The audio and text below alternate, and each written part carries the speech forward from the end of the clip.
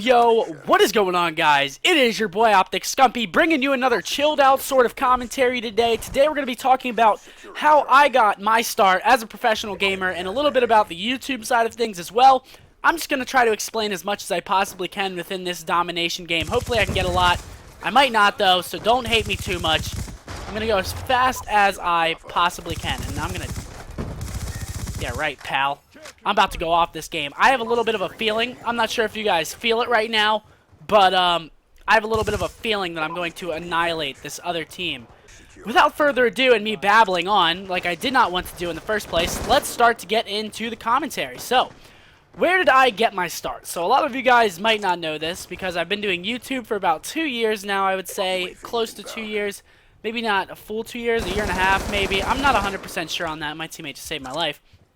But I actually became a professional back in Black Ops 1. Now I didn't start doing YouTube until MW3. MW3 was whenever I started my YouTube career. I was a competitive player before I started YouTube, so me starting YouTube sort of stemmed, or it 100% did stem off of me being a competitive player or a professional player.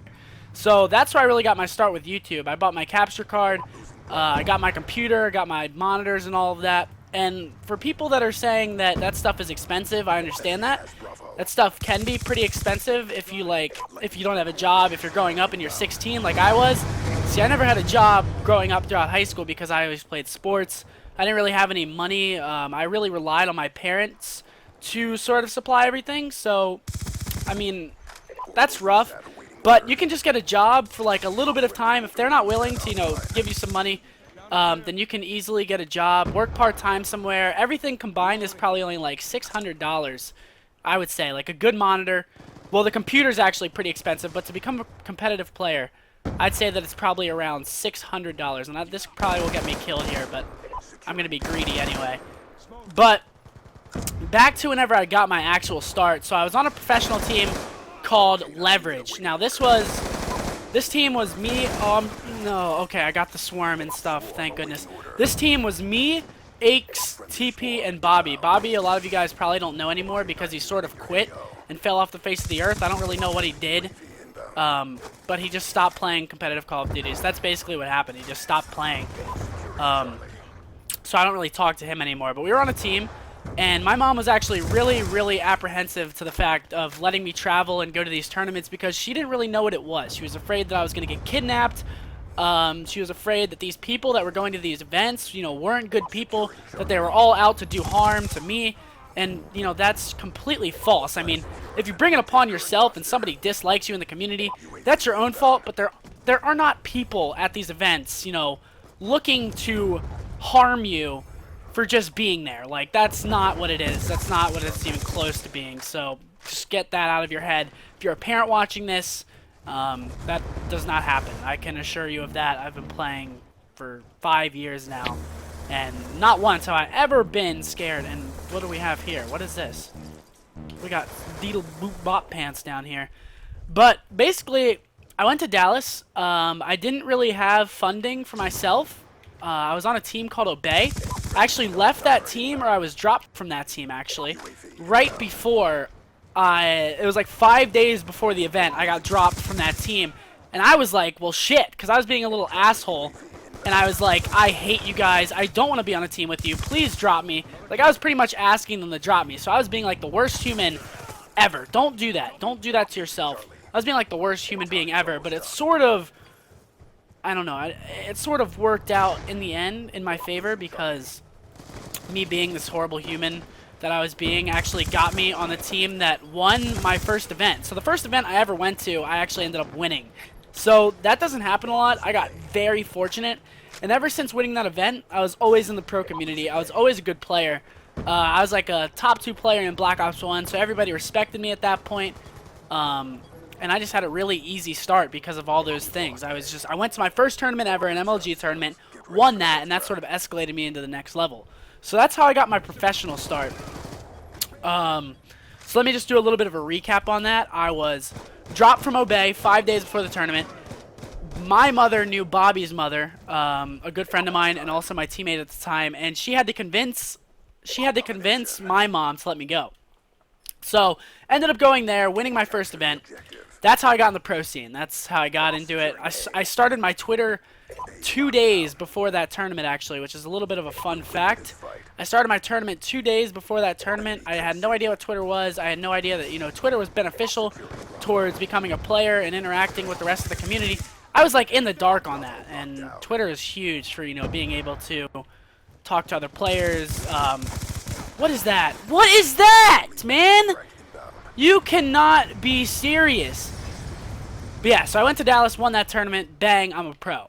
But a lot of you guys are probably wondering, like, how do you get to that point? And really, you need to play online tournaments, game battles. You need to prove yourselves to these other, top amateur players. That's really the first goal, is to prove yourself to top amateur players. Because when you get on a top AM team, then you can, like, start to sort of compete with the pros. Like, you might be able to take a map off them every once in a while if you're playing really well, or, stuff like that. So if you get on a top AM team, then you're starting to get there.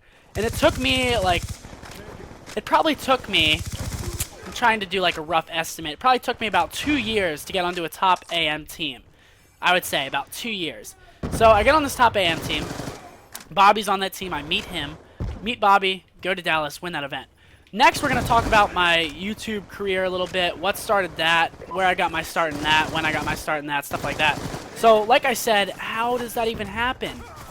He has a damn sniper and wallbangs me. But I got my capture card, my computer, all that stuff, like I said, about halfway through Modern Warfare 3. So I've been doing YouTube for about 2 years now, I'd say, give or take, about 2 years. And my YouTube, it always did relatively well.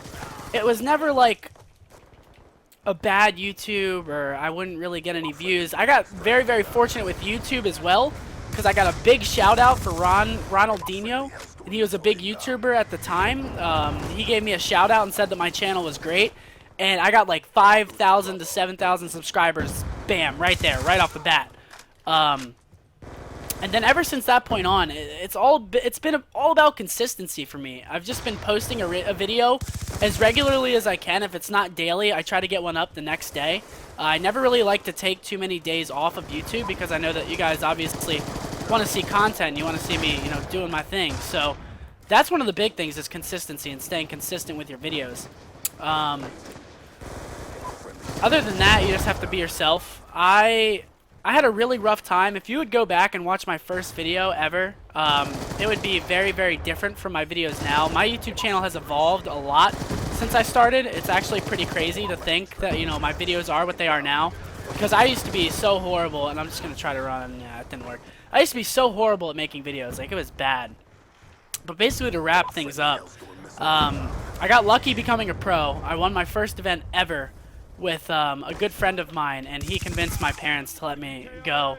And then YouTube, I started up my YouTube channel. I was good friends with a lot of people in the community already due to my pro status. And one of those friends really helped me out and gave me the bump that I really needed to get to where I am now. He gave me like 5,000 to 7,000 subscriber bump right off the start. Because sometimes that's the hardest, getting your channel started up. It can be very difficult to get new subscribers because people don't really know about you, stuff like that. So I got fortunate. And then ever since that point, it's just posting a video a day, doing stuff that you like doing. You got to enjoy it yourself. If you don't, it's a complete failure right there. And then, just staying consistent with it. Uploading daily videos, interacting with your fans, stuff like that. But I hope you guys got a little bit of insight in this video. I know that it was probably a little bit harder to follow because I am doing a live commentary instead of a regular commentary. But I hope you guys enjoyed it nonetheless. If you did, make sure you drop a like, favorite, comment, subscribe. Follow me on Twitter. It'll be down in the description below. And as always, guys, this is your boy, Scump. See ya.